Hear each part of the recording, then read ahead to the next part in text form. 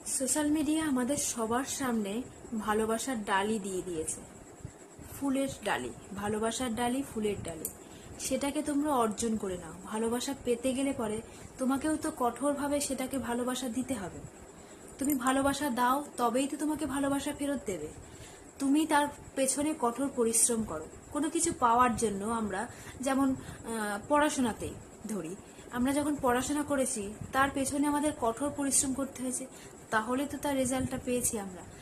ঠিক একই রকমভাবে সোশ্যাল মিডিয়াতেও আমাদেরকে একটু কঠোর পরিশ্রম করতে হবে, একটু পড়াশোনা করতে হবে, তাহলেই তো ভালোবাসাটা পাবো, আমরা ফেরতটা পাবো। সম্মানটা আমাদেরকে দেওয়ার জন্য তারা রেডি আছেই, কিন্তু সম্মানটা নেব যে আমরা যে এগোনোর চেষ্টা করব, পেছনে যারা আছে তারাও একটু সাহস দাও। তাদেরকে ফট করে টেনে নিও না, বাজে কমেন্ট করে, বাজে একটা কথা বলে তাদেরকেও সাহস যোগাও, যাতে সে ভদ্রতা, সভ্যতা